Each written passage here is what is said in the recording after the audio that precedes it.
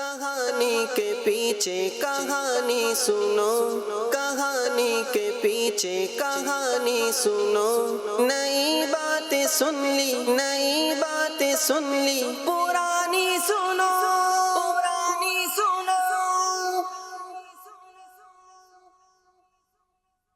अल्हम्दुलिल्लाहि रब्बिल आलमीन वस्सलातु वस्सलामु अला खातमिन नबिय्यीन अम्मा बअद फ़अऊज़ु बिल्लाहि मिनश शैतानिर रजीम बिस्मिल्लाहिर रहमानिर रहीम अस्सलातु वस्सलामु अलैका या रसूलल्लाह व अला आलिका व अस्हाबिका या हबीबल्लाह अस्सलातु वस्सलामु अलैका या नबियल्लाह व अला आलिका व अस्हाबिका या नूरल्लाह।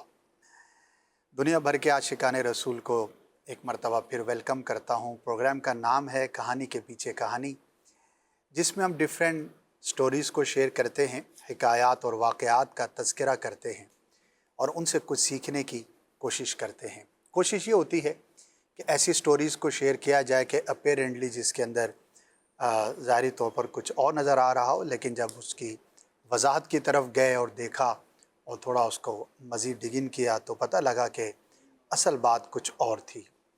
और इसका ताल्लुक़ हम सब की ज़िंदगियों के साथ है और बहुत सारे लोग इन मामलात की वजह से कई मरतबा नुकसान का भी सामना करते होंगे और कई मरतबा शर्मिंदगी भी उठानी पड़ती होगी। तो बहरहाल मिलजुल कर इंशाअल्लाह आज भी प्रोग्राम करेंगे, लेकिन सबसे पहले दुरूद पाक की एक बहुत ही प्यारी फजीलत सुनते हैं कि प्यारे आका मदीना वाले मुस्तफ़ा सल्लल्लाहु ताला अलैहि व आलिहि वसल्लम ने इरशाद फरमाया कि तुम अपनी मजलिसों को मुझ पर दुरूद पढ़ के आरास्ता करो, क्योंकि तुम्हारा दुरूद पढ़ना क़यामत के रोज़ तुम्हारे लिए नूर होगा। याद रखिए, क़यामत के रोज़ जिसे नूर मिलेगा वो कामयाब लोगों में ही शुमार होगा। ये नूर का मिलना अल्लाह की ख़ास रहमत की, बख्शिश की, मग़फ़िरत की अलामत है। It's not a small thing. और जिसको अल्लाह पाक ये फ़जीलत अता फ़रमाएगा इंशाअल्लाह अज़्ज़ व जल उसका बेड़ा पार होगा। जो जब कभी भी बैठें, भले कुछ देर के लिए ही आप बैठें, तो दुरूद पाक ज़रूर पढ़ लिया करें। अल्लाह पाक हम सबको दुरूद पाक की कसरत करने की तौफ़ीक़ अता फ़रमाए। बढ़ते हैं अदनान भाई की जानिब और देखते हैं कि आज इनके पास नाज़रीन के लिए क्या स्टोरी है और उससे क्या लेसन हमें मिल सकता है। जी अदनान भाई। ये एक ऐसा वाक़या है जो नबी पाक सल्लल्लाहु ताला अलैहि वसल्लम ने अपने सहाबा किराम अलैहिम रिदवान को सुनाया।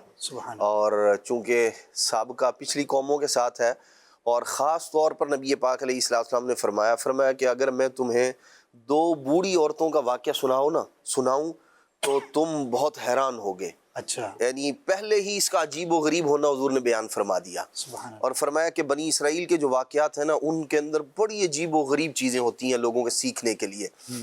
एक शख्स था, शादीशुदा आदमी, और अपनी बीवी के साथ रहा करता था। साथ में इसकी वालिदा भी रहती थी और सास भी इसके साथ रहती थी। सही। और इत्तिफाक ऐसा कि ये दोनों जो ख़वातीन थीं, इस मर्द की वालिदा और इसकी सास यानी इसकी ज़ौजा की वालिदा, ये दोनों नाबीना थी।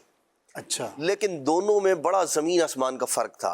ये जो शौहर था उसकी वालिदा बहुत नेक थी। सही। और जो इसकी बीवी की वालिदा, जो इसकी सास थी, वो नेक खातून नहीं थी, बल्कि वो कोशिश करके इनके घर में लड़ाई झगड़े फसाद इस तरह का जो है वो करवाती रहती थी।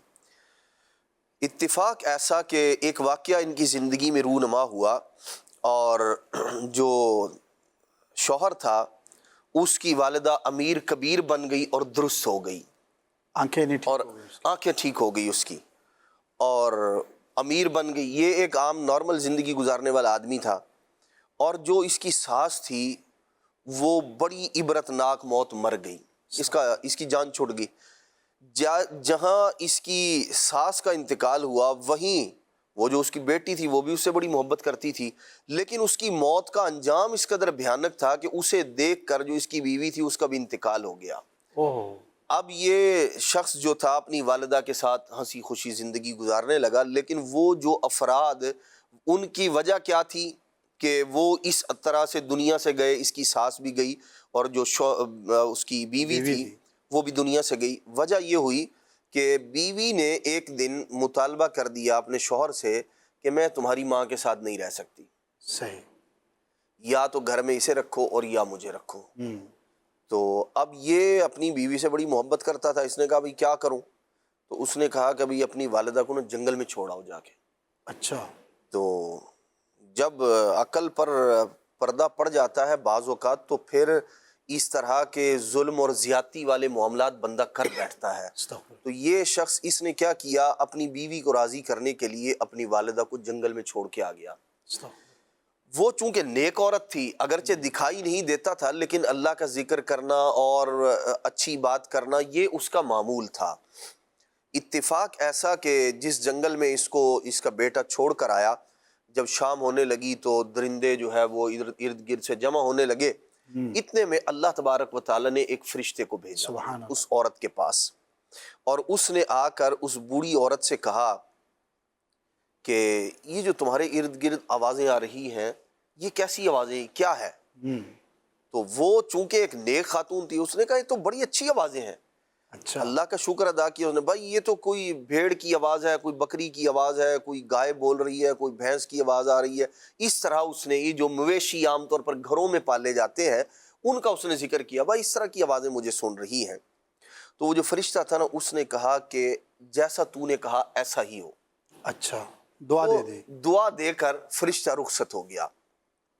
اب وہ جو اس نے کہا تھا، یہ جنگل ویسے تو وہ وادی جہاں اس کو چھوڑ کے گیا تھا وہ درندوں کی وادی تھی، لیکن اس کے کہنے کی وجہ سے اس نے اچھا کہا، فرشتے نے آمین کہا، اور اللہ تبارک و تعالی نے اس وادی کو بھیڑ بکریوں گائے بھینسوں سے بھر دیا۔ سبحان اللہ۔ رات گزری، صبح بیٹے کو خیال آیا، اس نے کہا کہ میں اپنی ماں کو چھوڑ کے آ گیا تھا، دیکھوں تو اس کے ساتھ کیا ہوا۔ جب یہ وہاں گیا دیکھا والدہ ٹھیک ٹھاک بیٹھی ہوئی ہیں اور مویشی وہ مویشی گھوم رہے ہیں۔ اس نے کہا بھئی یہ کیسے ہوا؟ تو والدہ نے بتایا بھئی اس طرح میں نے تو کہا تھا۔ تو اس نے کہا کہ بھئی یہ تو اللہ تبارک تعالیٰ نے رزق عطا فرما دیا ہمیں یوں۔ اس نے کیا کیا، اپنی والدہ کو بھی ساتھ لیا اور جو بھیڑ بکریاں اور جانور تھے نا ان سب کو ہانک کے اپنے گھر لے آیا۔ سبحان اللہ۔ اچھا، اب یہ جو بیوی تھی اس کی وہ ایک لالچی عورت تھی، اوپر سے جو اس کی والدہ تھی جو اس کی ساس تھی وہ بھی ایک لالچی عورت تھی۔ اس نے کہا یہ اس کا ایک چکر جنگل میں لگا، یہ تو اتنی امیر ہو گئی ہے۔ اس نے کہا میری ماں کو بھی وہاں چھوڑ کے آؤ، اچھا، جہاں اپنی والدہ کو چھوڑ کے آئے تھے تو ایک رات کے لیے میری ماں کو بھی ادھر چھوڑ کے آؤ۔ لیکن یہاں زمین آسمان کا فرق ہے، دونوں کی فطرت میں، سوچ میں اور نیت میں اور کردار میں بھی۔ اب ہوا کیا، اس نے کہا ٹھیک ہے جی، اس نے اپنی ساس کو لیا اور جنگل کے اندر چھوڑ کے آ گیا، وہیں جہاں اپنی والدہ کو چھوڑ کے آیا تھا۔ اب رات کا وقت جیسے ہی ہوا، شام کا وقت سورج ڈھلنے لگا تو اللہ تبارک تعالیٰ کی طرف سے فرشتہ آ گیا۔ اب وہ جانور جو تھے وہ اکٹھے ہونے لگے۔ تو اب اس نے کہا کہ یہ آوازیں کیسی آ رہی ہیں؟ فرشتہ جو تھا وہی فرشتہ دوبارہ آیا۔ تو اس نے کہا مجھے تو بڑا ڈر لگ رہا ہے، مجھے یوں لگ رہا ہے جیسے یہ سب مجھے نا کھا جائیں گے، اور ادھر تو مجھے کوئی شیر کی آواز آ رہی ہے، تو کوئی چیتا ہے، تو کوئی بھیڑیے ہیں، اس طرح درندوں کے اس نے نام لیے، اور مجھے ان سے بڑا ڈر لگ رہا ہے۔ تو اب اس نے جیسے یہ کہا نا تو فرشتے نے کہا جیسا تم کہہ رہی ہو ویسا ہی ہو۔ اللہ اللہ۔ فرشتہ یہ کہہ کر چلا گیا۔ اب جیسے ہی درندے اکٹھے ہوئے انہوں نے دیکھا ایک بوڑھی عورت ہے، وہ اس پر جھپٹے، اسے انہوں نے تہس نہس کر دیا، ختم کر دیا۔ استغفر۔ اب صبح یہ جو اس کی زوجہ تھی اس نے کہا کہ بھائی ادھر تو بھیڑ بکریوں کا ریوڑ ہوگا اور جانور ہوں گے، تو جاؤ مالی میری مال ماں کو بھی ہوگا۔ لے کے آؤ۔ تو اب یہ وہاں جیسے ہی گیا دیکھا تو ادھر منظر ہی اور تھا۔ وہاں تو نہ وہ بوڑھی عورت اس کی ساس نہ اور کچھ، بلکہ کچھ ہڈیاں بکھری پڑی ہیں اور دردناک انداز میں قتل کر دیا گیا تھا، جانوروں نے اس کو گوشت کھا لیا۔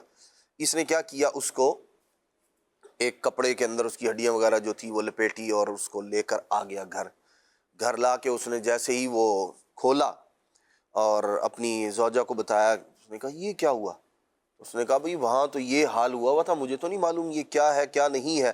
تو وہ جو اس کی بیوی تھی اس نے جیسے ہی دیکھا اپنی ماں کا یہ حشر، تو وہ ایک صدمہ اور دکھ اور اس کی وجہ سے وہ تاب نہ لا سکی، وہ بھی وہیں گری اور اس کا بھی انتقال ہو گیا۔ اللہ اللہ۔ یہ جو لالچ ہے یہ دراصل انسان کو بعض اوقات اس جگہ لے جاتا ہے کہ جہاں سے واپسی کا رستہ نہیں ہوتا، یا رستہ ہوتا ہے لیکن وہ اس قدر مشکل اور دشوار گزار ہوتا ہے کہ جہاں سے آنا انسان کے بس میں نہیں رہتا۔ اللہ۔ اب انہوں نے ایک تو انداز جو زندگی گزارنے کا تھا، ایک نیک عورت کا اور ایک بد عورت کا، دونوں کا کردار بھی ہمیں سکھا رہا ہے، بتا رہا ہے کہ ظاہراً جو ہے وہ انہوں نے ایک زندگی گزار لی اپنی، لیکن بعد اس کے یہ جو ساس ہے اس کا اپنے گھر کے اندر یعنی بیٹی کی فیور کرنا اور اپنے جو داماد ہے اس کے ساتھ لڑائی والا ماحول رکھنا، اس کی والدہ کو ناپسند کرنا، یہ والا معاملہ، اور پھر اس کا اختتام جو ہو رہا ہے وہ اس صورت میں کہ دونوں جان سے ہاتھ دھو۔ اللہ اکبر، اللہ پاک ہم سب کی حفاظت فرمائے۔ اور اس میں بہت سارے پہلو ہیں، معاشرے کے کئی ایسے پہلو ہیں جنہیں ہم غور کر سکتے ہیں، خاص طور پر فی زمانہ بھی یہ ٹاپک ہے جو بھی فیملی کے افراد ہمارے ساتھ اس وقت موجود ہوں گے، اور میں یہ سمجھتا ہوں کہ اس میں شوہر کے لیے، بیٹے کے لیے بڑی آزمائش ہوتی ہے، اور اسے جو ہے بہت زیادہ بیلنس کریٹ کرنا چاہیے۔ اسلام ہر ایک کے حقوق کو بیان کرتا ہے۔ سب سے پہلے تو ہمیں حقوق کی پہچان ہونی چاہیے۔ بیوی کے اپنی جگہ پر حقوق ہیں، ساس کے اپنی جگہ پر حقوق ہیں، ماں باپ کے اپنی جگہ پر حقوق ہیں۔ اچھا، ان سب کے ہیں جناب، بیٹے کے بھی حقوق ہیں کہ اس کا کام خالی سب کے جو ہے وہ حقوق پورے کرنا ہی نہیں، وہ بھی انسان ہے، اس نے بھی آپ کے ساتھ آپ کے گھر میں رہنا ہے۔ تو بیوی کو چاہیے کہ اپنے شوہر کے لیے آسان بنے، والدہ کو چاہیے کہ اپنے بیٹے کے لیے آسان بنے، ساس کو چاہیے کہ وہ اپنے داماد کے لیے آسان بنے، یعنی کہ ہر شخص دوسرے کے لیے آسانی پیدا کرے۔ تو حقوق کے بیان میں اور حقوق کو اپنانے میں، لینے میں یا دینے میں بہت زیادہ بحث کرنا، اس سے بہت بہتر ہے کہ بندہ ایک مسلمان حق کے واجب سے بڑھ کر احسان کے لیول پر اپنے ہر رشتے کو دیکھے، تو انشاءاللہ سارا گھرانہ جو ہے وہ خوبصورت بن جائے گا۔ اس کو ایک اور ایکسپیکٹ سے بھی ہم دیکھ سکتے ہیں کہ اگر ہم دیکھیں نا، نماز کے فرائض اور واجبات کتنے ہیں؟ 6 شرائط اور 7 جو ہے وہ فرائض ہیں، واجبات 30، بعض جگہوں پر کچھ کم یا زیادہ 30 واجبات ہیں، 30 اور 13 مل کر کتنے ہو گئے؟ 43۔ اگر کوئی شخص کہے کہ میں صرف اور فرض اور واجب ہی ادا کروں گا اور سنتیں اور مستحبات وہ بھی ایک اچھی تعداد میں ان کو چھوڑ دے، تو وہ نماز کیسی عجیب نماز ہوگی۔ یعنی کہ اگر آپ سنن کو، مستحبات کو اور جو احسان کے درجے پر جو آداب ہیں نماز کو، ان کو سب کو چھوڑ دیں اور بولیں کہ میں صرف نماز کا فرض، شرط اور واجب ادا کروں گا کہ نماز تو اس سے ہو جائے گی، تو اگر آپ ان چیزوں کو مائنس کر کے دیکھیں تو وہ نماز بڑی عجیب نماز ہوگی۔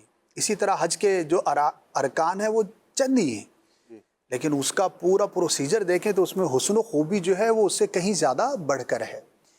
تو ایسی ہی زندگی فقط فیتہ لے کر حقوق کو یوں ناپنے سے نہیں، بلکہ احسان کے ساتھ، خیرخواہی کے ساتھ، بھلائی کے ساتھ، تمام رشتوں کو دیکھنے کے ساتھ گزرتی ہے۔ اللہ پاک ہم سب کو توفیق خیر عطا فرمائے، اور اس میں جو لیسن ہے بہت ہی خوبصورت لیسن ہے، وہ ہمیں حاصل کرنے کی توفیق عطا فرمائے۔ اور معاشرے میں ایسے لوگوں کی کمی نہیں ہے کہ جو دوسروں کے لیے بھلائی سوچتے رہے، اللہ پاک نے ان کا بھلا فرمایا، اور ایسوں کی بھی کمی نہیں کہ دوسروں کے لیے برا چاہتے رہے، خود بھی برباد ہوئے اور انجام بھی بہت ہی برا ہوا۔ اللہ پاک ہمیں برائی سے، برے انجام سے، برا چاہنے سے محفوظ فرمائے۔ جی عبدالواجد بھائی، آپ کی طرف بڑھتے ہیں اور دیکھتے ہیں کہ آج آپ کے پاس جو ہے وہ کیا سٹوری ہے۔ تاریخ اسلام میں اسد بھائی ایک بہت مشہور قاضی ہیں، اور وہ یعنی ایک رول ماڈل ہیں ججز کے لیے۔ صحیح۔ ان کی زندگی میں ایسے بہت سے واقعات ہیں کہ جن سے بہت کچھ ہم سیکھ سکتے ہیں۔ ایک واقعہ، اور یہ حقوق کی بات چل رہی تو اسی کے حوالے سے ذرا سا ماشاءاللہ۔ آپ کے بارے میں آتا ہے کہ آپ کا صاحبزادہ جو ہے وہ آپ کے پاس آیا اور اس نے یہ کہا کہ ابا جان، میرا ایک آدمی کے ساتھ کچھ تنازع ہے، تو آپ لیگل ایکسپرٹ ہیں، میں آپ کا ایکسپرٹ اوپینین لینا چاہتا ہوں اچھا، کہ میں اس فریق ثانی کو عدالت لے کر جاؤں یا نہیں۔ اچھا، یہ میں اس وجہ سے پوچھ رہا ہوں کہ اگر تو فیصلہ میرے حق میں ہوتا ہے تو پھر تو میں عدالت جاؤں، فائدہ ہوگا، اور اگر وہ فیصلہ میرے حق میں نہیں ہوتا تو پھر میں اس کو عدالت لے کر نہیں جاتا۔ صحیح۔ تو قاضی صاحب نے ایک لمحے کے لیے توقف فرمایا اور پھر کہا کہ بیٹا آپ اس معاملے کو عدالت لے جاؤ۔ اچھا، اب وہ بیٹا جو ہے فریق ثانی کو لے کر عدالت پہنچتا ہے۔ اب وہاں پہ معاملہ پیش کیا جاتا ہے تو آگے قاضی بھی یہی ہیں، والد جو ہیں۔ والد جو ہیں، اب قاضی صاحب نے دونوں فریقین کی بات سننے کے بعد فیصلہ اپنے بیٹے کے خلاف دیا. اللہ. وہی والد کہ جس سے یہ پہلے ایکسپرٹ اوپینین لے چکے ہیں، لیکن انہوں نے یہ کہا کہ بیٹا تم معاملے کو عدالت لے کر جاؤ. صحیح، فیصلہ نہیں سنایا. ہاں، فیصلہ نہیں سنایا. اب وہی والد عدالت میں فیصلہ بیٹے کے خلاف کر رہے ہیں. اب یہ بیٹا گھر آتا ہے، اب وہی بات کہ بابا میں نے تو آپ سے پہلے پوچھا تھا، تو اب یہ جو کہانی ہے اس کے پیچھے کیا کہانی ہے؟ تو انہوں نے بڑی خوبصورت بات ارشاد فرمائی. قاضی صاحب نے فرمایا کہ بیٹا تم مجھے بہت عزیز ہو اور مجھے تم سے بہت محبت ہے، لیکن تمہاری محبت اللہ کی محبت سے بڑھ کر نہیں ہے. اللہ اللہ. یعنی بالفاظ دیگر تمہاری محبت اللہ کی محبت سے بڑھ کر نہیں ہے، اور تمہاری محبت شریعت کی پاسداری سے بڑھ کر نہیں ہے. سبحان اللہ. سبحان. معاملہ یہ ہے کہ اگر میں تمہیں پہلے کہہ دیتا تو تم اس سے صلح کر لیتے، اور مجھے اس بات کا خوف تھا کہ جب تم اس سے صلح کرتے تو اس شخص کا کچھ حق تم پر رہ جاتا، اللہ اللہ. اور قیامت کے دن اس حق کی وجہ سے تم پریشان ہوتے. تو میں نے یہ چاہا کہ معاملہ عدالت جائے تاکہ عدالت میں انصاف کے ساتھ فیصلہ ہو اور اس شخص کا کوئی حق تم پر نہ رہے. سبحان اللہ. تو اسد بھائی یہاں جو بات سمجھنے کی بڑی بات ہے. ہاں جی، 2-3 باتیں ہیں. سب سے پہلی بات یہ ہے کہ اولاد کتنی ہی چاہے عزیز ہو، اولاد چاہے کتنی ہی زیادہ پیاری ہو، لیکن اللہ اور اس کے رسول کی محبت سب سے مقدم ہونی چاہیے. بے شک. اور اولاد کے معاملے میں بھی شریعت جو ہے اس کو مد نظر رکھیے، اور اولاد کے ساتھ شریعت سے ہٹ کر معاملہ نہ کیجیے. سبحان اللہ. آج کل کچھ ایسے بھی والدین ہوتے ہیں نا کہ وہ دوسروں کو نصیحت اور وصیحت کرتے ہیں، دوسروں کو شریعت کی پاسداری کا درس دیتے ہیں، لیکن اولاد کے معاملے میں اپنے اختیار میں ہونے کے باوجود وہ درگزر کر جاتے ہیں. صحیح. تو یہ مسلمانوں کا شیوا نہیں ہے. ماشاءاللہ. اہل اسلام ہر جگہ اللہ اور اس کے رسول کے حکم کو مقدم رکھتے ہیں، چاہے وہ ان کی اولاد ہی کیوں نہ ہو. ماشاءاللہ. اور کتنی پیاری سوچ ان کی جی. قاضی صاحب کی کہ انہوں نے بیٹے کے حق میں یقیناً اچھا ہی سوچا جی کہ دنیا میں ہو سکتا ہے میرے مشورے کی وجہ سے دنیاوی طور پر بچ جائے، فائدہ ہو جائے، لیکن آخرت کے معاملے کو بیٹے کے حق میں بھی انہوں نے مقدم جانا. جی اور اب جس وقت ہم بات کر رہے ہیں تو دونوں دنیا میں نہیں ہیں، جی جی جی. لیکن اللہ پاک دونوں کے لیے بہتر ہی معاملہ فرمائے، ہمارا حسن ظن ہے. تو دوسرا پوائنٹ خود ماشاءاللہ آپ نے ارشاد فرما دیا کہ اولاد کے معاملے میں جی. یا جس سے آپ محبت کرتے ہیں، جس کی آپ بھلائی چاہتے ہیں، اس کے معاملے میں ہمیشہ اس کی آخرت کو مقدم رکھیں. وقتی فائدے کی وجہ سے بہت آپ اس کو خوبصورت بات کہ وقتی فائدے کی خاطر آپ اپنی اولاد کو ایسے معاملات میں نہ ڈالیں کہ ان کی دنیا تو سنور جائے، انہیں دنیا میں جو ہے وہ ٹیمپرری گینز تو مل جائیں، لیکن ان کی آخرت ان کے لیے وبال بن جائے. ایسا ہی- آخرت میں اب ایسا جیسے ہی. ہم اپنے اولاد کو بعض اوقات ایسے پیشوں میں لے جاتے ہیں، ایسے پروفیشن کی طرف لے جاتے ہیں کہ جو گناہوں بھرا پروفیشن ہوتا ہے، اور اس کے پیچھے جو اصل چیز ہوتی ہے صرف یہی ہوتی ہے کہ اس پروفیشن میں پیسہ بہت ہے، اس پروفیشن میں اس کا دنیاوی مستقبل جو ہے وہ بہت روشن ہے.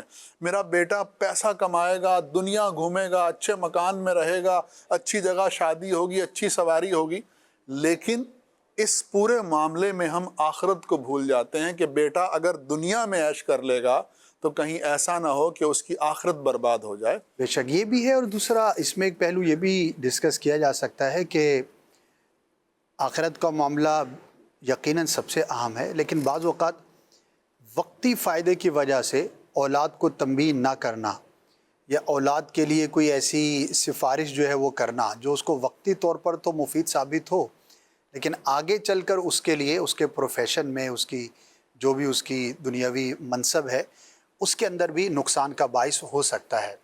اچھے والدین یا سمجھدار والدین کو یہی دیکھا گیا کہ وہ سفارش کرنے کے بجائے، بلا وجہ سفارش کرنے کے بجائے، جہاں جائز سفارش بنتی ہے وہاں کرنے میں ظاہر کوئی حرج نہیں ہے، لیکن بلا وجہ پروموشن کرنا یا بلا وجہ اپنے اولاد کے حق میں ایسی چیزیں کرنا جو ان کو آگے چل کے پھر مشکلات کا سامنا کرے، یہ کوئی عقل مندی نہیں ہے. اور آپ نے عبدالواجد بھی جو یہ بات کہی کہ ماں باپ کو چاہیے کہ اولاد کے حق میں ایسا کام نہ کریں کہ جو اس کی آخرت کے لیے دنیاوی وقتی طور پر فائدے کا باعث ہو۔ اتفاق ہے ایک جاننے والے ان سے ان کا بیسیکلی فون آیا اور مجھے انہوں نے کہا کہ آپ سے خوشخبری جو ہے وہ شیئر کرنی ہے۔ جی تو جاننے والے، تو میں نے کہا جی فرمائیے۔ تو کہنے لگے کہ میری جو ہے نا وہ ادارے کے اندر بہت اچھی پروموشن ہو گئی ہے۔ اچھا میں جانتا ہوں ان کا رشتہ جہاں پر ہوا تو وہ جو خاتون ہیں ان کے لیے اس رشتے سے پہلے ایک رشتہ آیا اور وہ کوئی اکاؤنٹس کی فیلڈ کے گھرانے سے تعلق تھا اس کا، اور وہ چونکہ مذہبی گھرانہ تھا تو انہوں نے جب معلومات کی تو پتہ لگا کہ جس ادارے میں اور جس جگہ پر یہ جاب کرتے ہیں تو وہ جگہ مناسب نہیں ہے، وہاں پر انہیں اکاؤنٹس میں کچھ ایسے کام ان کو کرنے پڑتے ہیں جو کہ سودی معاملات کہہ لیں، غلط معاملات کہہ لیں۔ اچھا اس وقت انہوں نے ڈیسیژن لیا اور بڑا دل پہ جو ہے نا پتھر رکھ کے ڈیسیژن لیا، اور صرف میں جانتا ہوں اس وجہ سے لیا کہ یار یہ جاب جو ہے نا وہ ناجائز ہے، صرف اس وجہ سے، حالانکہ وہ جاب بھی اچھی تھی، اور ظاہر ہے کہ فی زمانہ آپ دیکھیں تو اچھے رشتے عمومی طور پر ذرا دشواری ملتے ہیں، لیکن انہوں نے فقط اس وجہ سے ڈیسیژن لیا اور اس جگہ پر رشتہ ہوا۔ آج جب انہوں نے مجھے کال کر کے بتایا جہاں بعد میں رشتہ ہوا تو میں سوچتا رہا، اور 10 12 15 سال پرانا مجھے وہ وقت یاد آیا کہ اس کے مقابلے میں آج اس بندے کی جو پوزیشن ہے کہہ سکتے ہیں 5 سے 7 گنا بیٹر ہے۔ یعنی اگر وہ اس وقت 1 لاکھ روپے کی ان کی جاب تھی تو اس کی اس وقت 7 8 لاکھ کی ہوگی۔ ماشاءاللہ۔ تو توکل، اور یہ مشکل ہوتا ہے اولاد کے حق میں، بیٹی کے حق میں، بیٹے کے حق میں، کہ یار رشتہ بھی ہو رہا ہے، ساری چیزیں ہو رہی ہیں، بظاہر اچھا بھی ہے، پیسہ بھی ہے، سب کچھ ہے، لیکن صرف اس وجہ سے منع کر دینا کہ نہیں یار اس کے اندر جو ہے وہ شرعاً گڑبڑ ہے، اللہ پاک کی ذات پر توکل کر کے، اور پھر تو اللہ پاک دنیا میں عطا فرماتا ہے۔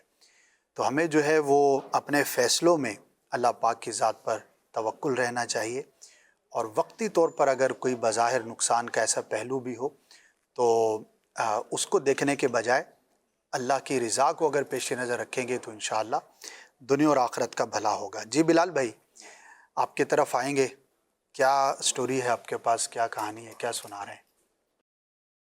آج اس سلسلے میں انشاءاللہ تبارک و تعالی ایک واقعہ میں شیئر کرنا چاہوں گا جو میرا اپنا ذاتی واقعہ ہے، اچھا اور انٹرسٹنگ۔ انٹرسٹنگ بھی کسی قدر ہے۔ اچھا مطلب جس وقت ہوا تھا وہ واقعہ اس وقت تو انٹرسٹنگ بالکل نہیں تھا، صحیح۔ لیکن آج جب اس کو یاد کرتا ہوں تو کسی قدر لگتا بھی ہے۔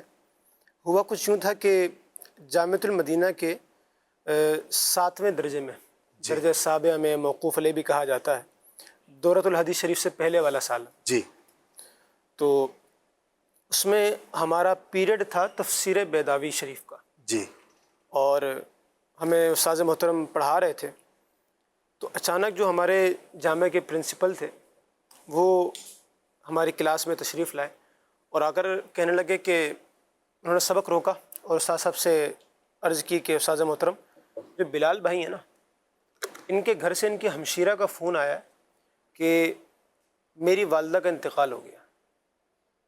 اچھا الفاظ آپ دیکھیے گا، میں الفاظ کیا کہہ رہا ہوں کہ ان کے گھر سے ان کی ہمشیرہ کا فون آیا ہے اور وہ کہہ رہی ہیں کہ میری والدہ کا انتقال ہو گیا ہے۔ بلال بھائی کے والدہ کے دوسرے لفظوں میں جی، تو بلال بھائی کو بھیج دیجیے ان کے گھر پہ، اس طرح کا وہ ہے۔ اب آپ سمجھتے ہیں کہ کسی شخص کو اچانک ہی یہ خبر ملے کہ والدہ جبکہ کا ظاہری انتقال طور ہو پر گیا ایسا ہے، کچھ نہیں ہے۔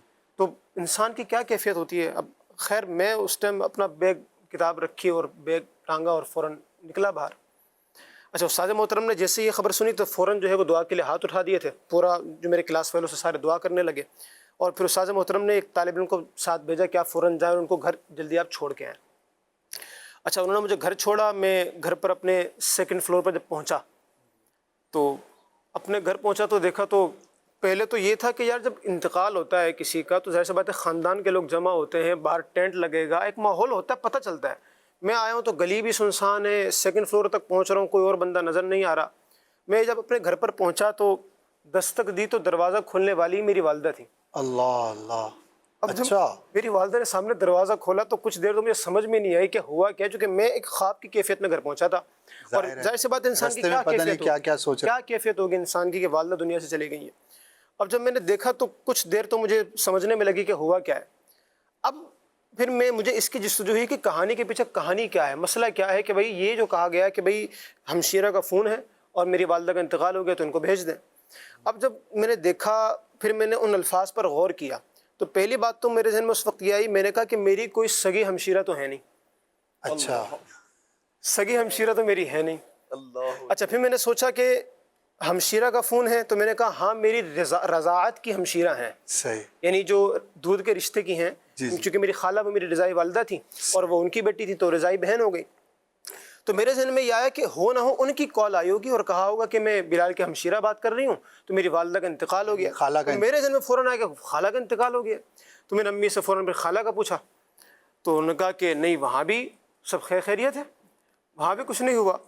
اب پھر میں نے فون کیا، گھر کے فون سے میں نے فون ملایا، میں نے کہا کہ اس طرح فون آیا، تو پتہ یہ چلا کہ جو میری رضاعت کی ہمشیرہ دودھ کے رشتے کی جو بہن تھیں، ان کی ساس کا انتقال ہوا تھا۔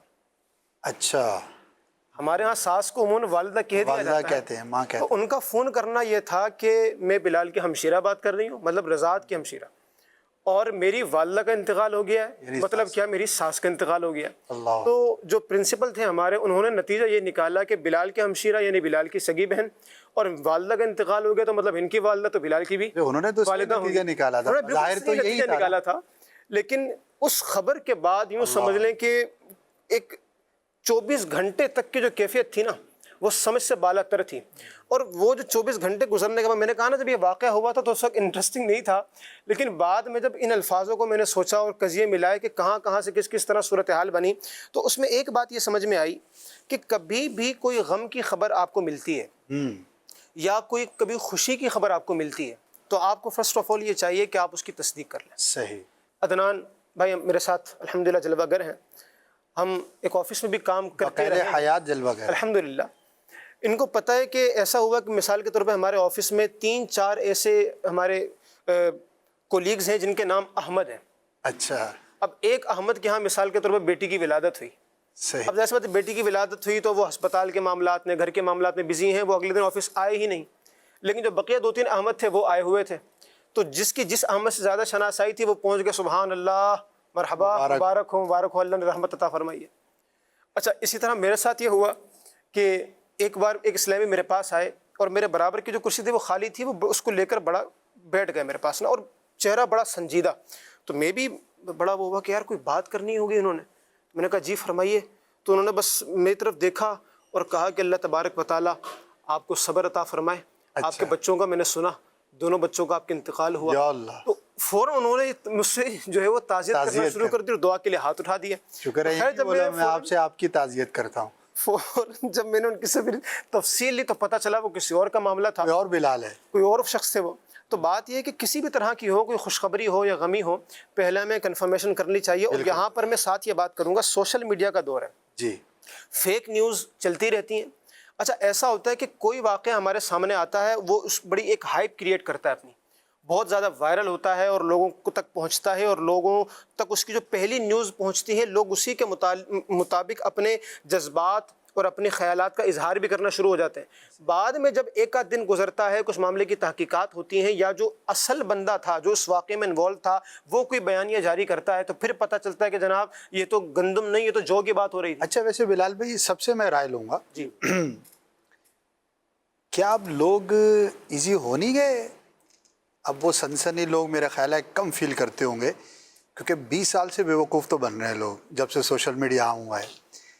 اچھا، 20 سال سے جب بیوقوف بن رہے ہیں تو ظاہر ہے کہ ایک عقل مند آدمی کی کچھ نہ کچھ تو وہ کیا بولتے ہیں سر کہ بھائی، تو مجھے ایسا لگتا ہے، شاید اولا آپ اپنی رائے دیں، پرسنلی تو میں یہ فیل کرتا ہوں کہ میرے لیے اب یعنی کہ نہ ہونے کے برابر، یعنی کہ کوئی کتنی بڑی خبر کیوں نہ ہو تو کوشش ہوتی ہے کہ فرسٹ جو ہے نا اس پر ریئیکٹ نہ کیا جائے، اس کی تصدیق کر لی جائے۔ اچھا، پھر اب جب کوئی غلط چیز اتنی عام ہو جاتی ہے تو پھر لوگ اس کو سیریس، جیسے جھوٹا آدمی، جھوٹے آدمی کے بارے میں تو ہمیشہ سے یہی ہے کہ جو جھوٹ بولتا ہے وہ جھوٹا مشہور ہو جاتا ہے، تو شاید سوشل میڈیا بھی کسی حد تک ایک جھوٹے کا کریکٹر، ناٹ ایٹ آل، کسی حد تک ایسا پاپولر ہو چکا ہے کہ لوگوں نے اب شاید سیریس لینا کم کر دیا ہوگا۔ میں نہیں کہہ رہا کہ چھوڑ دیا ہوگا، کیا فرماتے ہیں؟ میں یعنی پارشلی ایک اوپینین میرا جو ہے، میں پارشلی ایگری بھی کروں گا اور ڈس ایگری بھی کروں گا آپ جیسے اسد بھائی عمر کے جس حصے میں جتنے میچیور ہیں تو آپ سے یہی توقع ہے کہ آپ ایسے نہیں، لیکن ایک تعداد ہے ہماری بڑے لوگ نائیو ہیں، گاؤں میں، دیہات میں، ریموٹ ایریاز میں رہنے والے، جنہیں یہ نہیں پتا کہ فیک نیوز کیسے بنتی ہے، ویڈیو ایڈیٹنگ میں جو ہے وہ پرابلم ہو سکتا ہے، آڈیو کلوننگ چل رہی ہے، ڈیپ فیک چل رہا ہے، آرٹیفیشل انٹیلیجنس کا دور ہے، تو وہ جو نائیو سادہ لوگ ہوتے ہیں وہ بعض اوقات دھوکہ کھا جاتے ہیں۔ لیکن پھر بھی ایک حد تک آپ کی بات سے میں ایگری کروں گا کہ آخر 15-20 سال ہو گئے سوشل میڈیا کو، ہماری قوم بھی جو ہے وہ اس سے اب آشنا ہو گئی ہے، تو اول وہلے میں عموماً میچور آدمی جو ہوتے ہیں وہ نہیں کرتے، اور کوشش یہی کرنی چاہیے، خواہ وہ اچھا یہ دونوں طرح سے ہے، یعنی کہ اگر کوئی بہت بڑی ایکسٹراڈنری خوشخبری ہے تو خوش ہونے سے پہلے اس کی تصدیق کر لینی چاہیے، اور اسی طرح غم کی کوئی بہت بڑی خبر ہے تو اس لیول کا غمزدہ ہونے کے بجائے پہلے اس کو دیکھ لینا چاہیے، کہ دونوں صورتوں میں ظاہر ہے کہ آپ خوش ہو کے آپ نے بھنگڑا ڈالنا شروع کر دیا، بعد میں پتہ لگا کہ ایسی کوئی خبر ہی نہیں تھی، تو ظاہر شرمندگی ہوگی، آپ کو وہ ویسی خوشی تو نہیں ہوگی۔ تو پہلے تو ہوتا تھا انعامات کے نام پر، اب بھی چلتا ہے، آئے دن نئی چیزیں ہوتی ہیں، لیکن پہلے پرائز بانڈ کے نام پر بہت زیادہ ہوتا تھا، چونکہ 1-2 ہی چیزیں ہوتی تھیں، اب چونکہ چیزیں بڑھ گئی ہیں تو اس طرح کی خبریں بھی۔ تو بہرحال ایک مسلمان کو کانشیس رہنا چاہیے، یعنی کہ you should be a balance personality. ایک مسلمان کی جو ایک پرسنالٹی ہے وہ کمپوزڈ ہونی چاہیے، بیلنس ہونی چاہیے، اور یہ بیلنس پرسنالٹی کے اندر یہ ساری چیزیں آتی ہیں کہ نہ ہی بہت زیادہ ایکسائٹمنٹ ہونی چاہیے اور نہ ہی بے حس ہونا چاہیے، یعنی کہ ایسا بھی نہیں ہو کہ بھائی دنیا میں کچھ بھی ہو گیا اچھا آپ کو کچھ فیلنگز ہی نہ ہو، یہ بھی نہیں ہونا چاہیے۔ تو خبروں کے بارے میں بہرحال بلال بھائی نے جو بات ارشاد فرمائی، ہو سکتا ہے ہمارے ناظرین میں سے بھی کسی کے ساتھ ایسا واقعہ ہوا ہو، اور چیدہ سننے میں آتا ہے، بعض اوقات سمجھنے میں، بعض اوقات کنوے کرنے میں، میسیج پہنچتے کس کا کیا کون تھا، اور وہ بدل جاتی ہے چیز، تو تصدیق جو ہے وہ پہلے کر لینی چاہیے۔ اللہ پاک ہم سب کو محفوظ فرمائے۔ اور جی بعض لوگ اپنا تقیہ کلام بھی بنا لیتے ہیں یہی خوشی اور غمی سے ریلیٹڈ، جیسے مثال کے طور پر کسی کو بھی دیکھنا نا، اسد بھائی آج بڑے خوش لگ رہے ہیں ماشاءاللہ، جس کسی کو بھی دیکھنا، اور اس طرح کے کئی واقعات موجود ہیں، مطلب ہم یہیں رہتے ہیں آفس میں، اور دیگر ایک شخص کو مثال کے طور پر ملا، کیا بات ہے بھائی آج تو بڑے خوش لگ رہے ہیں، اور سامنے سے اس نے کہا نہیں جی میرے تو والد صاحب کا انتقال ہو گیا۔ اب اس بندے کا تقیہ کلام یہی ہے، آج تو دولہا لگ رہے ہیں، نئے کپڑے پہنے، وہ کہہ رہا ہے جی میرے تو فلاں عزیز فوت ہو گیا، میں اس کے جنازے میں جا رہا ہوں۔ تو یوں مطلب اس طرح یہ تقیہ کلام اس طرح کا، یعنی اس سے غرض نہیں ہے کہ وجہ کیا ہے، بس آپ نے جو ہے نا وہ جو بھی مل رہا ہے اس کو آپ نے بڑے خوش لگ رہے ہیں، بڑے مسکرا رہے ہیں، کیا بات ہے، پھر ایسے کہ کومنٹس کی اہمیت بھی نہیں رہتی، یعنی جس کا آپ کہہ رہے ہیں نا کہ تقیہ کلام ہی اس کا یہ ہے، تو اس کو پھر اتنا سیریس بھی نہیں لیں گے۔ ہاں جی، جو کبھی کبھار اور واقعی آپ خوش نظر آ رہے ہیں اور آپ کو کوئی کہے تو وہ اچھا بھی لگتا ہے۔ آپ کچھ کہہ رہے تھے استاد صاحب، میرے کو بلال بھائی کی بات سے بات مجھے بھی واقعہ یاد آ رہا تھا۔ عام طور پر ہمارے ہاں جو ہے وہ چاند کے اوپر جو ہے نا اس طرح کے واقعات جو ہے وہ زیادہ دکھائی دیتے ہیں۔ تو ایک دفعہ ایسے ہی ایک واقعہ ہمارے ساتھ بھی ہو گیا کہ اسی طرح کوئی فیک نیوز چلی سوشل میڈیا پر، اور ہم نے سمجھا کہ بھائی چاند تو ہو گیا، اور ہم نے مسجد کے اندر وہ ربیع الاول کی مبارکباد جو ہے اس کا اعلان کر دیا، نثار تیری چہل پہل پر ہزار عید ربیع الاول، سوائے ابلیس کے جہاں میں سبھی تو خوشیاں منا رہے ہیں، عاشقان رسول کو ربیع الاول کا چاند بہت بہت مبارک۔ سب اعلان کر کے جب فارغ ہو گئے تو پتہ چلا کہ ابھی تک تو چاند ہی نظر نہیں آیا۔ تو وہ جب مسجد کی انتظامیہ تشریف لائی تو بولا آپ کو کس نے کہا کہ بھائی اعلان؟ میں نے کہا بھائی سوشل میڈیا پہ چل رہا تھا تو ہم نے اعلان کر دیا۔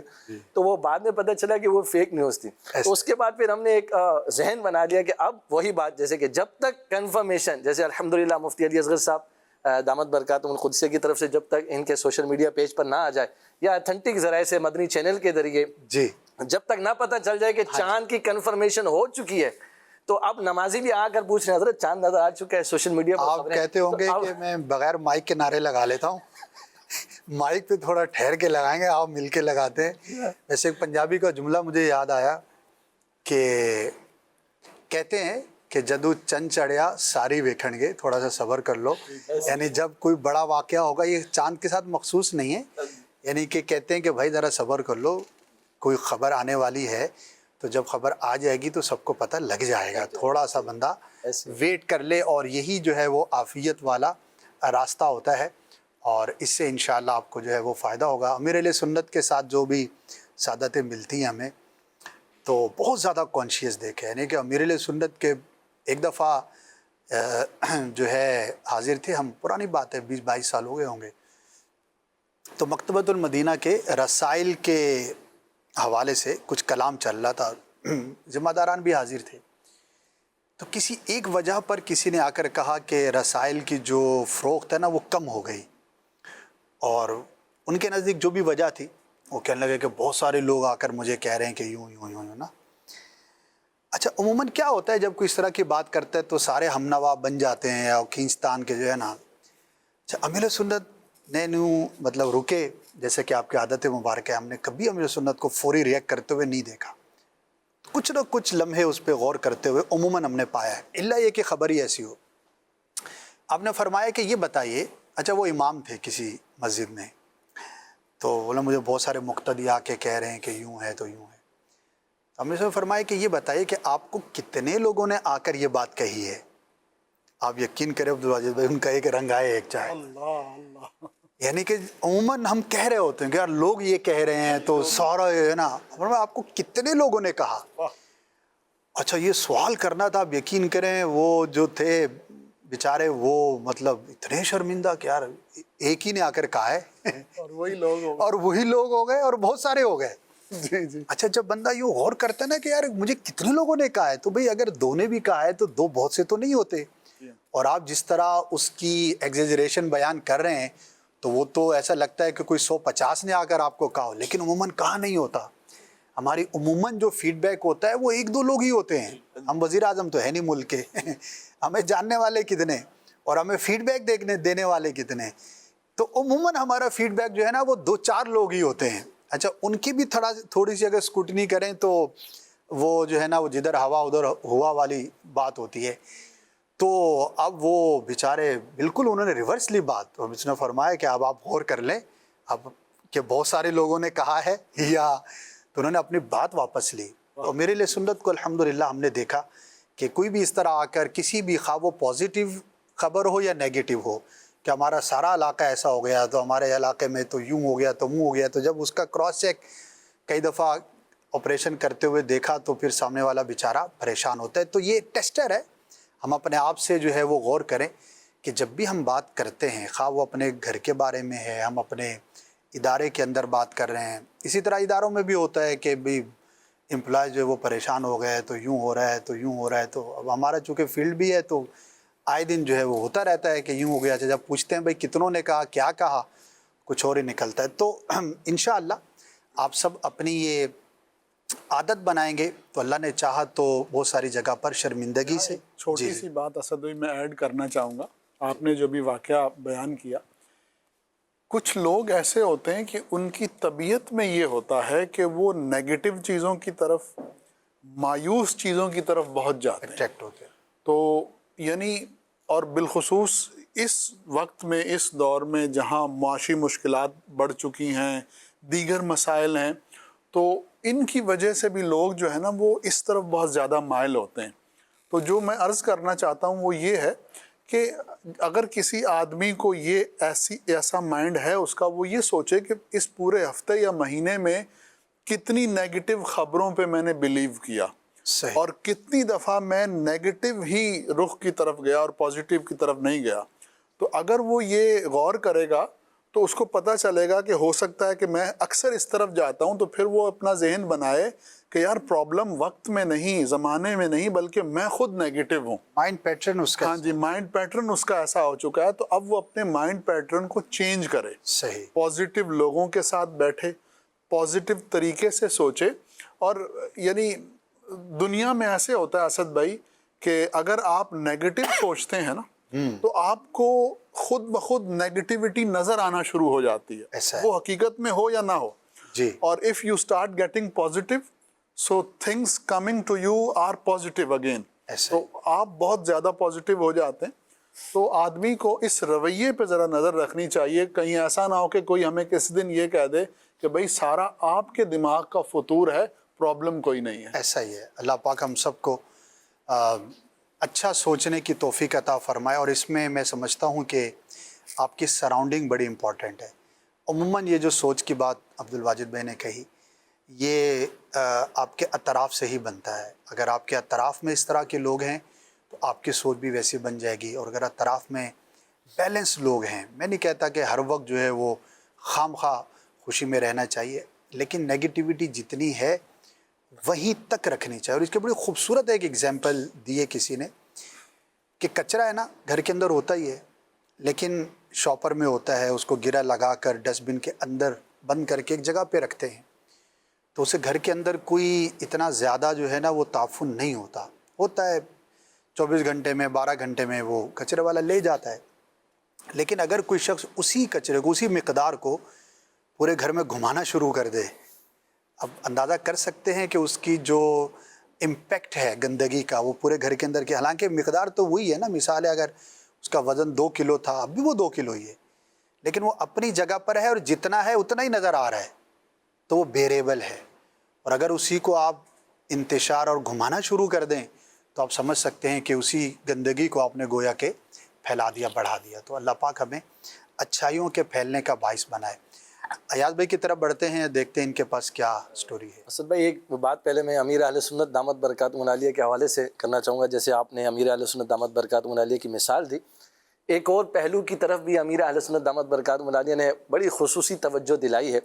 आम तौर पर खुसूसी मदनी मुज़ाकरे के अंदर जब आशिक़ान रसूल अमीर अहले सुन्नत से सवालात करते हैं तो कई इस्लामी भाई सवालात करने के बाद कहते हैं कि मेरे सब घर वालों ने आपको जो है वो सलाम कहा है।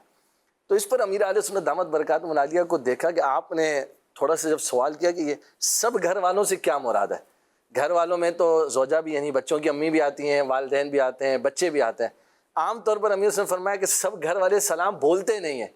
इस्लामी भाई अपनी ज़ौक़ में मोहब्बत में जब वो आकर कह रहे होते हैं कि सब घर वालों ने सलाम कहा है, तो फरमाया कि क्या वाकई सब घर वालों ने सलाम कहा है, तो फिर आप कहें कि सब घर वालों ने सलाम कहा है। वरना आप ये मोहताज जुमला भी इस्तेमाल कर सकते हैं कि मेरे घर से जिसने भी आपको सलाम कहा है उसका सलाम कबूल फरमा लीजिए।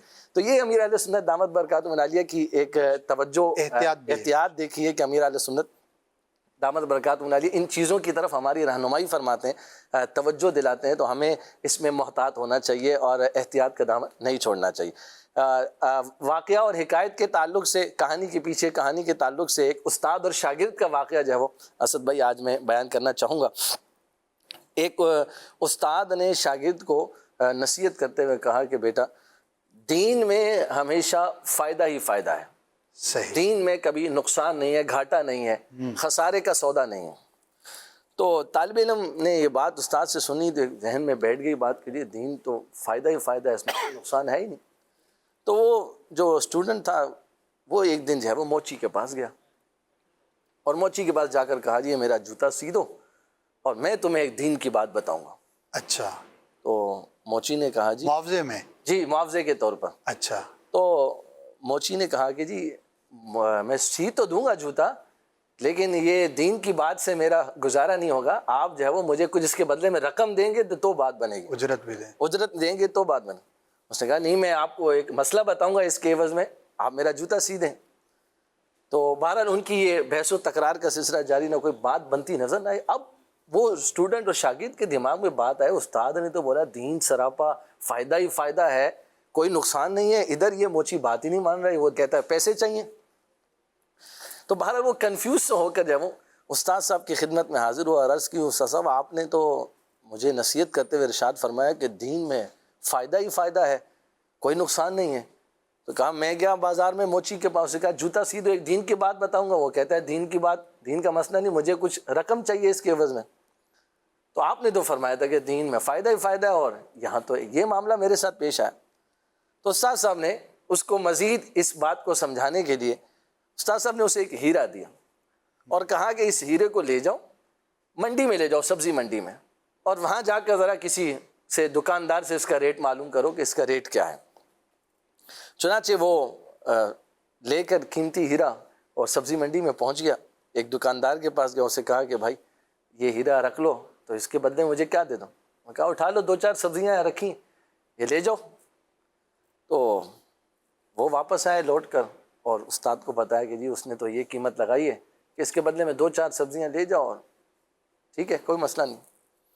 استاد صاحب نے اب اسے فرمایا کہ ایسا کرو، اب سونار کی سونے کی مارکیٹ میں جاؤ، ہیرے جوہری جہاں بیٹھے وہاں جاؤ جی.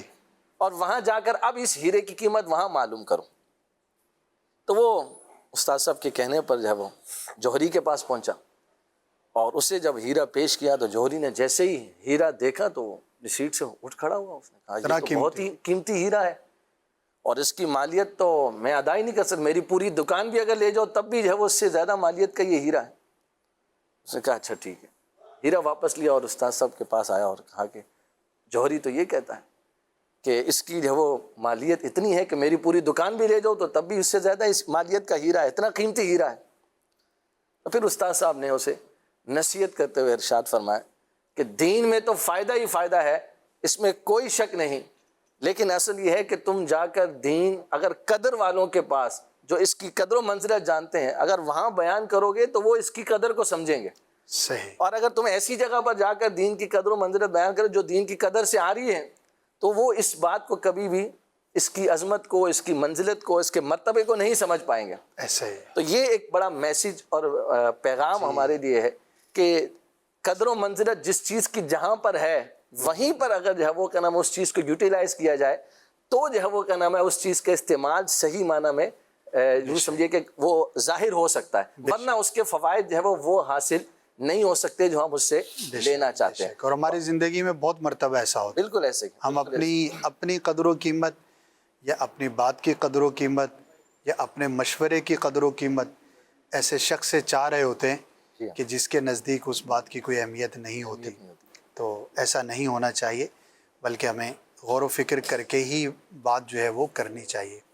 اور خاص طور پہ مشورے کے بارے میں تو یہ کہا جاتا ہے کہ بن مانگے مشورہ دینا گویا کہ اپنے مشورے کو ضائع کرنا ہے.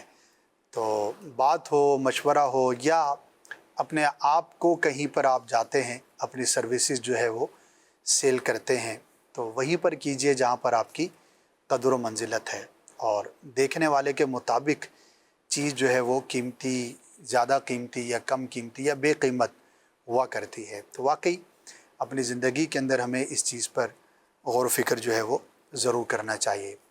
جی عدنان بھائی، آپ کے پاس مزید کیا ہے؟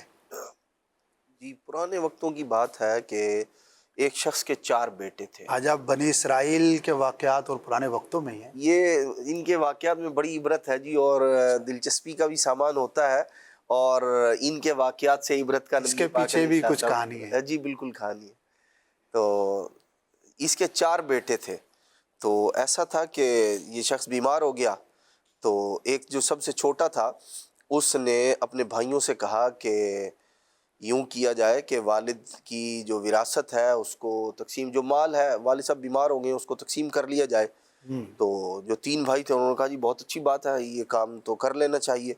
تو اب یہ جو چھوٹا تھا اس نے کہا کہ بات یہ ہے جو والد صاحب کی تیمارداری کرے گا، خدمت کرے گا، وہ وراثت میں سے کچھ نہیں لے گا. اچھا، جو خدمت کرے گا وہ نہیں لے گا. ہاں، جو خدمت کرے گا وہ کچھ نہیں لے گا، اس کے حصے میں صرف والد صاحب ہیں. اچھا. تو وہ جو 3 تھے انہوں نے کہا کہ بھائی یہ تو بڑا خسارے والا سودا ہے، ہمیں تو مال چاہیے. تو اس نے کہا بھی پھر والد صاحب میرے حصے میں دے دیں، میں ان کی خدمت کرتا ہوں، مال آپ لوگ تقسیم کر لیں. انہوں نے کہا بہت اچھی بات ہے بھائی، یہ تو چھوٹا بھائی اپنے تائیں انہوں نے یہ سمجھا شاید پتہ نہیں بیوقوفی کر رہا ہے. تو ہوا ایسے ہی، انہوں نے مال تقسیم کر لیا، اس نے والد صاحب کو لے لیا، خدمت کرتا رہا.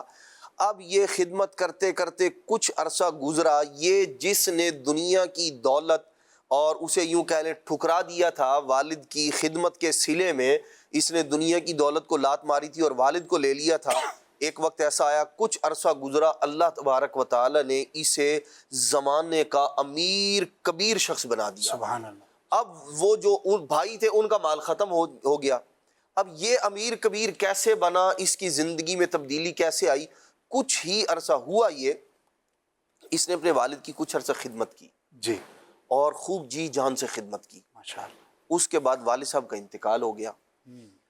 ایک رات یہ سویا اور اس نے رات میں خواب دیکھا کہ کوئی شخص اسے کہہ رہا ہے کہ فلاں جگہ چلے جاؤ، وہاں 100 درہم تمہیں ملیں گے اور وہ ادھر سے لے لو. صحیح. اس نے خواب میں ہی اس بندے سے پوچھا کہ وہ جو 100 درہم ہیں وہ برکت والے ہیں؟ اللہ یا برکت نہیں ہے اس میں؟ سبحان اللہ. تو اسے کہا گیا ان میں برکت نہیں ہے. اچھا یہ صبح اٹھا اور اس نے اپنی زوجہ سے اس کا ذکر کیا.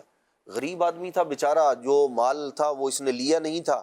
اس نے اپنی زوجہ کو بتایا کہ بھائی رات میں نے خواب دیکھا ہے کہ فلاں جگہ جاؤ، وہاں سے تمہیں 100 درہم ملیں گے. تو اس نے کہا اللہ کے بندے جا کے لے آؤ، 4 دن اچھی زندگی گزاریں گے، کھائیں گے پیئیں گے، اس کے بعد دیکھیں گے کیا ہوتا ہے.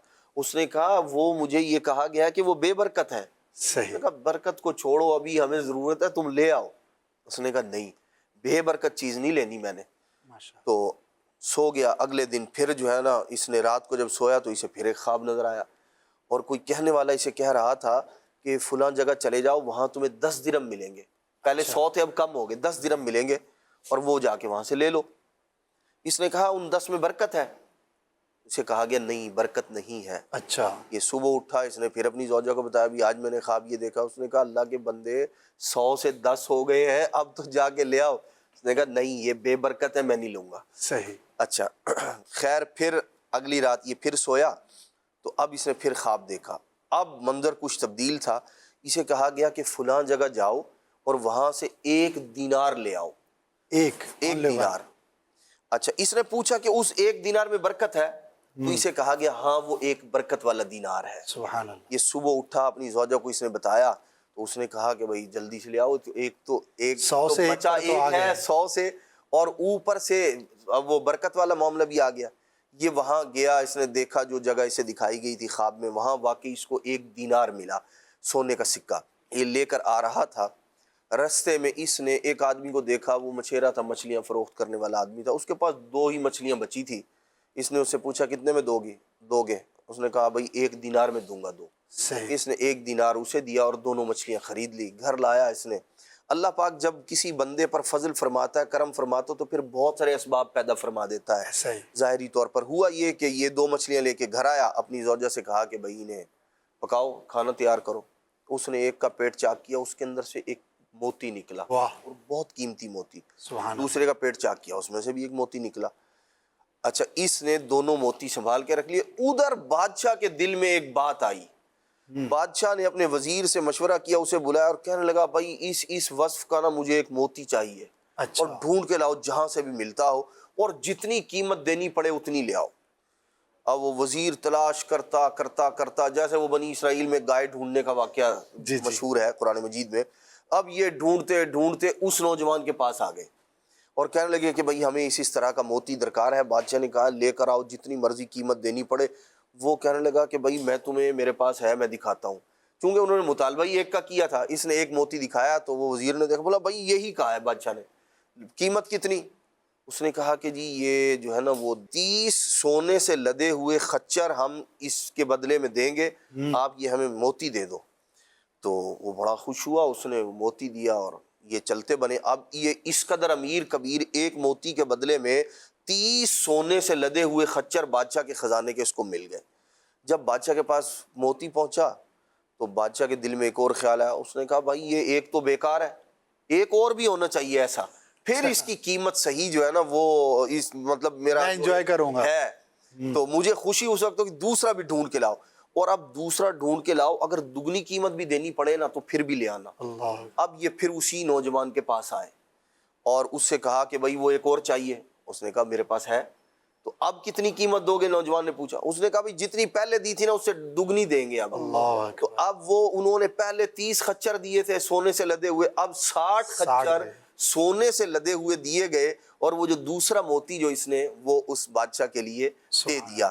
اللہ تبارک و تعالی نے اس بندے کو باپ کی خدمت کے صلے میں جو اس نے والد کی کچھ دن خدمت کی تھی، اللہ تبارک و تعالی نے زمانے میں امیر کبیر بنایا. ماشاءاللہ ماشاءاللہ. تو بعض اوقات کچھ چیزیں ہمیں ظاہر میں یوں لگ رہا ہوتا ہے کہ یہ بڑا مشکل فیصلہ ہے، لیکن اس کام کے کرنے میں شریعت پر عمل ہوتا ہے، اللہ رسول کی رضا ہوتی ہے، تو ظاہراً ہمیں وہ بعض اوقات کڑوا فیصلہ لگ رہا ہوتا ہے، لیکن اگر ہم اس کو لے لیتے ہیں، شریعت کی بات پر عمل کر لیتے ہیں، تو وہ وقتی جو پریشانی ہے یا وقتی جو مشقت ہے وہ ختم ہو جاتی ہے، اور اس کے بدلے میں جو ملنے والی عزت ہے، جو اللہ کی بارگاہ میں مقام و مرتبہ ہے، وہ ہمیشہ باقی رہنے والا اللہ کی نصیحت عطا بے کرتا ہے. شک. ماشاءاللہ ماشاءاللہ. بہت خوب بہت سو کے لیے انسپریشن ہوگی، اور ماں باپ کی خدمت کے صلے میں اس دنیا میں اللہ پاک جو عطا فرماتا ہے اس کے بھی واقعات ہم سنتے رہتے ہیں۔ خدمت کریں، ان سے دعائیں لیں، اور خدمت کر کے جو ملے گا، کیونکہ اللہ پاک تو مسبب الاسباب ہے، ظاہری اسباب تو ختم ہو جاتے ہیں، فنا ہو جاتے ہیں، لیکن اللہ پاک جب کرم فرماتا ہے، فضل فرماتا ہے، تو اس کا پھر کوئی کنارہ نہیں ہوتا۔ عبدالواجد بھائی، یہ اکثر کہانیوں میں چھوٹا بھائی کیوں سمجھدار ہوتا ہے؟ یہ تو اللہ ہی بہتر جانتا ہے، ہیں بلال بھائی، غور کیا آپ نے کبھی؟ عموماً جو اس طرح کے واقعات ہوتے ہیں کہ اس نے جو سب کچھ چھوڑ دیا اور ماں کی خدمت کی یا کوئی صحیح مشورہ دیا، تو وہ چھوٹا بھائی ہی ہوتا ہے۔ جی بلال بھائی، میں ایک شارٹ سٹوری شیئر کرنا چاہوں گا اور اس کے پھر 2-3 پہلوؤں پر گفتگو کروں گا۔ یہ واقعہ ہے حضرت سیدنا امام اعظم رضی اللہ تعالی عنہ کا اور ان کے زمانے کا۔ آپ کی بارگاہ میں ایک مرتبہ ایک شخص آیا اور آ کر کہنے لگا کہ حضرت، میرا بہت سارا مال میرے پاس موجود تھا اور وہ میں کہیں دفن کر کے بھول گیا، زمین میں نے دفن کر دیا تھا اور اب مجھے یاد نہیں آ رہا کہ دفن کیا کہاں تھا، کیونکہ ظاہر سی بات ہے پہلے کے دور میں اس طرح کے بینکس کی سہولت یا اس طرح کی چیزیں تھی نہیں، تو لوگ عموماً جس طرح اپنے مال کو سیکیور کرنے کے جو ذرائع استعمال کرتے تھے ان میں یہ بھی ہوتا تھا کہ وہ مال کسی محفوظ جگہ پر دفن کر دیا کرتے تھے اور وقت ضرورت نکال لیا کرتے تھے۔ اب اس نے دفن تو کر دیا تھا مگر یاد نہیں آ رہا تھا دفن کیا کہاں ہے۔ تو امام اعظم رضی اللہ تعالیٰ عنہ، اللہ تبارک و تعالیٰ نے جو فہم و فراست اور جو فطانت اور ذہانت ان کو عطا فرمائی، وہ اپنی مثال آپ ہے، بے شک، وہ اس کی مثال بھی نہیں دی جا سکتی۔ تو آپ نے فرمایا کہ میرے پاس اس کا حل ہے، تجھے یاد آ جائے گا کہ تو نے مال دفنایا کہاں تھا۔ کہا کہ حضرت ارشاد فرمائیے، آپ نے کہا کہ جا اور ساری رات نفل پڑھتا رہے۔ اچھا، عشاء کے بعد ساری رات فجر تک نفل تو نے پڑھنا ہے، ساری رات نفل پڑھے گا تو یاد آ جائے گا مال کہاں ہے۔ واہ، یہ چلا گیا اور جا کر اس نے نوافل پڑھنا شروع کر دیے۔ ابھی 2-4 رکعتیں ہی پڑھی تھیں کہ اس کو یاد آ گیا کہ کہاں دفنایا۔ یہ بھاگا بھاگا گیا اور جا کے مال نکال لیا۔ اب صبح کے وقت یہ امام اعظم رضی اللہ تعالیٰ عنہ کے پاس بڑا خوشی خوشی حاضر ہوا کہ حضرت آپ کے فارمولے نے تو ایسا کام کیا کہ ساری رات ابھی 2-4 رکعتیں پڑھی تھی کہ مجھے یاد آ گیا ایگزیکٹ کہ کہاں پر مال دفن کیا تھا۔ تو آپ نے کہا بات یہ ہے کہ مجھے یقین تھا کہ شیطان تجھے نماز ساری رات پڑھنے نہیں دے گا، میں نے تجھے تیری بھولی ہوئی چیز کو یاد دلانے کے لیے نماز کا پتہ اسی لیے دیا تھا کہ جب تو نماز پڑھنے کھڑا ہوگا تو شیطان انسان کو عبادت سے روکنا چاہتا ہے، تو اول تو وہ عبادت کرنے نہیں دیتا، اور دوسرا کوئی کرنے کھڑا ہو جائے تو راہ میں ایسی رکاوٹیں لے آتا ہے یا ایسی صورت بنا دیتا ہے کہ انسان عبادت سے دور بھاگ جائے۔ تو آپ نے کہا کہ بہتر تو یہی تھا کہ اگر تجھے یاد آ ہی گیا تھا تو ساری رات شکرانے میں ہی اللہ تبارک و تعالیٰ کی عبادت کر لیتا کہ مجھے وہ جگہ مل گئی ہے۔ اب یہاں پر میں ایک بات ذکر کرنا چاہوں گا، ایک تو یہ کہ شیطان اولاً عبادت کرنے نہیں دیتا، دوسرا جب آپ کرنے کھڑے ہوتے ہیں تو اس عبادت کو خالص نہیں ہونے دیتا، اس میں یا تو ریاکاری کی آمیزش لائے گا یا پھر دنیاوی خیالات کی آمیزش لائے گا۔ بتایا جاتا ہے کہ ایک علاقے میں ایک مسجد تھی اور اس میں عشاء کی نماز کی رکعتوں میں اختلاف ہو گیا کہ جناب 3 رکعتیں ہوئی ہیں یا 4 ہوئی ہیں۔ اچھا، یعنی امام صاحب بھول گئے، امام صاحب بھی پریشان، ان کو بھی کنفرمیشن نہیں ہو رہی کہ میں نے 3 پڑھائی ہیں کہ 4 پڑھائی ہیں، اور مقتدیوں میں آپس میں اختلاف ہو گیا، کوئی کہہ رہے نہیں 4 ہیں، کوئی کہہ رہے 3 ہیں، اور تعداد دونوں کی اس طرح کی برابر تھی کہ فیصلہ نہیں ہو پا رہا تھا کہ کس جانب کو راجع کریں اور 3 تسلیم کریں یا 4 تسلیم کریں۔ تو انہی میں ایک تاجر تھا، وہ سامنے آیا اور اس نے کہا کہ میں بتاتا ہوں کتنی رکعتیں ہوئی ہیں۔ سب نے کہا جی آپ بتائیے۔ تو اب پیسے والے آدمی بعضوں کا جب اس طرح مسجد میں ہوتے ہیں تو لوگوں کی خود بھی توجہ ان کی طرف ہوتی ہے، مرکز بن جاتے ہیں۔ تو اس نے کہا میں بتاتا ہوں رکعتیں 3 ہوئی ہیں، اچھا 4 نہیں ہوئی ہیں۔ کہا آپ کو اتنی کنفرمیشن کیسے ہے کہ 3 رکعتیں ہوئی ہیں 4 نہیں ہوئی ہیں؟ تو وہ تاجر حضرت کہنے لگے کہ بھائی بات یہ ہے، میری 4 دکانیں ہیں اور جب میں عشاء کی نماز پڑھنے کے لیے آتا ہوں روزانہ اپنی ساری دکانیں بند کرنے کے بعد کہ نماز پڑھ کے گھر جاؤں گا، تو پہلی رکعت میں ایک دکان کا حساب ہوتا ہے، دوسری رکعت میں دوسری دکان کا حساب ہو جاتا ہے، تیسری رکعت میں تیسری دکان کا، اور چوتھی میں چوتھی کا۔ ابھی کہتے ہیں میں تیسری دکان کے حساب سے فارغ ہوا تھا کہ سلام پھر گیا، لہذا میں آپ کو تصدیق کے ساتھ بتا سکتا ہوں کہ جو رکعتیں ہوئی تھی وہ 3 ہوئی تھی۔ اب یہاں پر آپ اندازہ کر لیں کہ لوگ نمازوں میں بعضوں کا دنیا بھر کی سیر کر لیتے ہیں. یعنی بعض لوگ آپ کو یہ کہتے ہوئے بھی ملیں گے، اچھی بات نہیں ہے کہ جناب ہم تو تراویح کی 20 رکعتیں ہیں تو وہ ہمارے پتہ ہی نہیں چلتا کہ کب شروع ہوئی تو کب ختم ہوئی. وجہ کیا ہے کہ وہ گویا کہ ان کی بس ایک طرح سے وہ ایکشن چل رہے ہوتے ہیں، بس پریکٹس چل رہی ہوتی ہے پیچھے، اور وہ چیز کو وہ نہیں کر پاتے. تو نبی کریم صلی اللہ تعالیٰ علیہ وسلم کی بڑی پیاری حدیث پاک ہے، آپ نے ارشاد فرمایا کہ شیطان یہ کرتا ہے کہ جب انسان نماز کے لیے کھڑا ہوتا ہے نا تو انسان اور اس کے دل کے درمیان آ کر حائل ہو جاتا ہے اور انسان کو کہتا ہے یہ بات یاد کر، وہ بات یاد کر، فلاں بات یاد کر. اب کہا کہ وہ اتنا زیادہ ان چیزوں میں اس کا ذہن چلا جاتا ہے کہ اس کا جسم تو وہاں پر ہوتا ہے، فزیکلی وہاں پر ہوتا ہے، مگر وہ مینٹلی کہیں اور پریزنس ہوتا ہے. تو کہا کہ وہ کیا کرتا ہے کہ مختلف چیزوں میں جب اس کا دماغ لگتا ہے تو یاد نہیں رہتا کہ رکعتیں کتنی ہوئی، کیا پڑھا کیا نہیں پڑھا. اس کی وجہ سے اس کی عبادت اس طرح خالص نہیں ہو پاتی. تو یہاں پر جو شیطان ہے اس سے اپنی عبادت کو بچانے کی کوشش کرتے ہوئے انسان کو اپنے پریزنس آف مائنڈ کے ساتھ عبادت کرنی چاہیے. اور یہاں پر میں ایک اور بات بھی مزید پلس کرنا چاہوں گا، وہ یہ کہ اس حدیث پاک میں بھی آپ دیکھیں اور قرآن مجید فرقان حمید کی اور دیگر آیات اور دیگر احادیث کی روشنی کے اندر بھی ہمیں یہ بات پتہ چلتی ہے کہ اللہ تبارک و تعالیٰ نے شیطان کو انسان کے دل پر قابو دیا ہے. یہ انسان کے دل میں مداخلت کر سکتا ہے، اس کو یہ پاور حاصل ہے کہ اس کے اندر برے خیالات کو یہ گویا کہ انجیکٹ کر سکتا ہے. تو علماء فرماتے ہیں کہ جب شیطان کو جو رب کا دشمن ہے اللہ نے یہ پاور دی ہے کہ وہ انسان کے دل کو قابو کر لیتا ہے، تو جو رحمان کے دوست ہیں، اولیاء اللہ ہیں، بزرگان دین ہیں، اللہ تبارک و تعالیٰ ان کو بدرجہ اولا یہ طاقت اور قدرت عطا فرماتا ہے کہ وہ انسان کے دل پر قابض ہوتے ہیں، ان کو قدرت ہوتی ہے، وہ اچھے خیالات القاء کرتے ہیں، ان کو دین کی طرف لے آتے ہیں. جبھی اعلیٰ حضرت امام اہل سنت رحمۃ اللہ تعالیٰ علیہ نے جناب غوث اعظم رضی اللہ تعالیٰ عنہ کی بارگاہ میں عرض کی تھی کہ غرض آقا سے کروں عرض کہ تیری ہے پناہ، بندہ مجبور ہے خاطر پہ ہے قبضہ تیرا.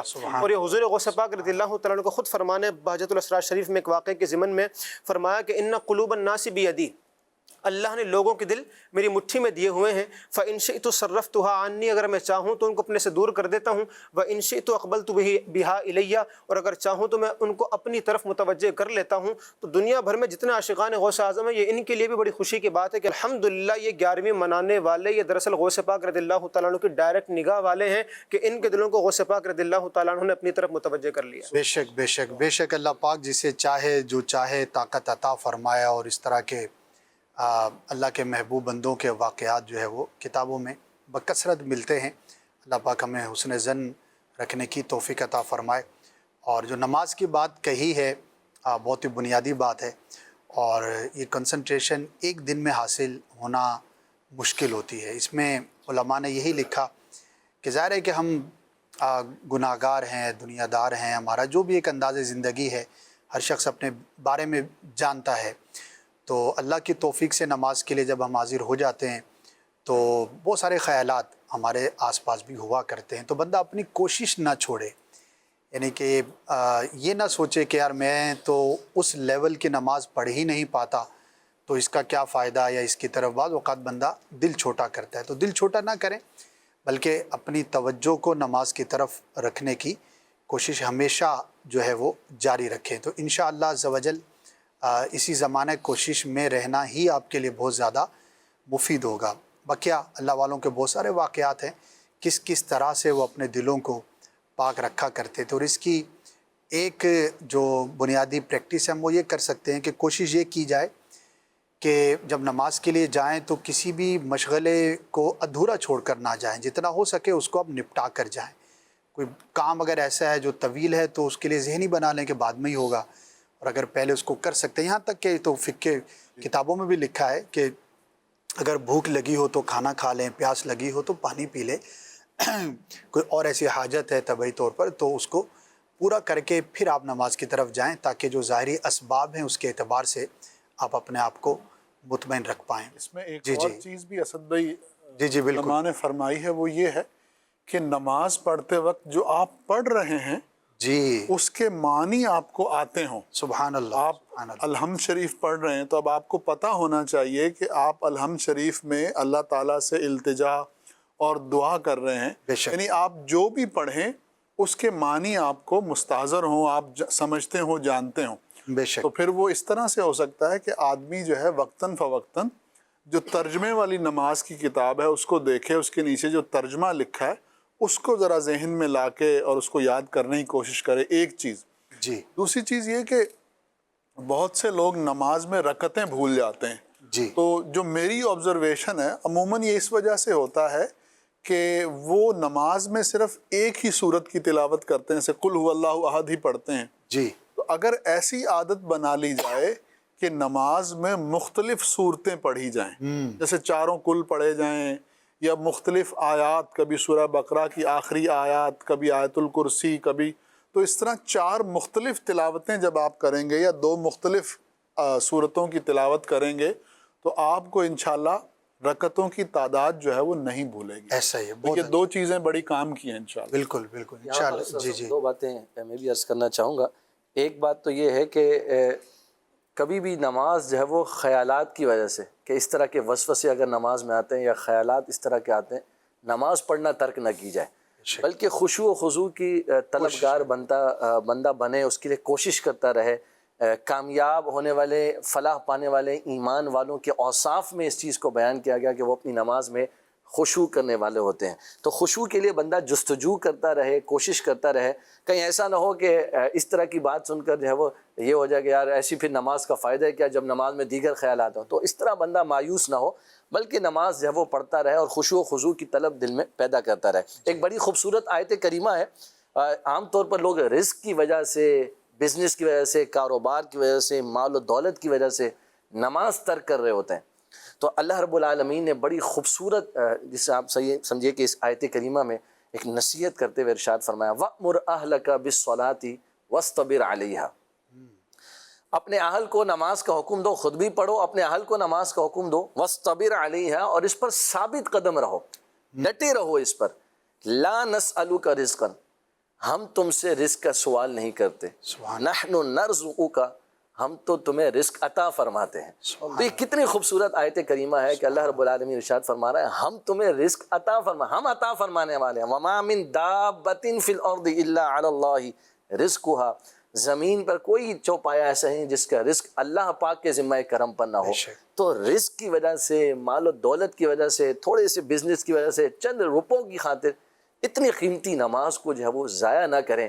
کہ جو فلاح پانے والے مومنین ہیں انہی کے لیے آگے چل کر ارشاد فرمایا اولئک هم الوارثون الذین یرثون الفردوس هم فیہا خالدون، کہ یہ جو نماز پڑھنے والے ہیں، نماز میں خشوع کرنے والے ہیں، یہ وہ ہیں کہ یہ فردوس کے وارث ہیں اور ہمیشہ اس کے اندر رہیں گے. کبھی بھی جو ہے وہ رزق کی وجہ سے، مال و دولت کی وجہ سے جو ہے وہ نماز ترک نہ کریں، اور اس بات پر بلیو اور یقین رکھیں کہ جس طرح موت نے ہمیں آ کر رہنا ہے، ہمارے نصیب کا رزق بھی ہمیں پہنچ کر رہنا ہے. کہ روایت کا خلاصہ ہے رزق بندے کو اسی طرح تلاش کر رہا ہے جس طرح موت بندے کو تلاش کر رہی ہے. تو جس طرح موت ایک دن بندے کو پا لے گی تو بندے کا رزق بھی اس کو پا کر رہے گا. تو لہٰذا رزق کی خاطر جو ہے وہ نماز کو ترک نہ کریں، بلکہ اس کو ادا کریں انشاءاللہ پراپر طریقے سے. اللہ نے چاہا تو اس کی برکت سے رزق میں بھی انشاءاللہ اضافہ ہوگا. ضرور ہوگا. اللہ پاک ہم سب کو 5 وقتہ نماز با جماعت پڑھنے کی توفیق عطا فرمائے. ناظرین، ہمارے پروگرام کا وقت جو ہے وہ اختتام کو پہنچا. آج بھی ہم نے کوشش کی کہ مختلف واقعات کی روشنی میں کچھ نہ کچھ سیکھنے سکھانے کا سلسلہ جاری رہے. ہم آپ سے اجازت چاہیں گے، لیکن مدنی چینل آپ کے ساتھ ہے، دیکھتے رہیے. انشاءاللہ بہت کچھ سیکھنے کا موقع ملتا رہے گا. صلو علی الحبیب صلی اللہ تعالی علی محمد صلی اللہ علیہ وآلہ وسلم. کہانی کے پیچھے کہانی سنو، کہانی کے پیچھے کہانی سنو. نئی باتیں سن لی، نئی باتیں سن لی، پرانی سنو.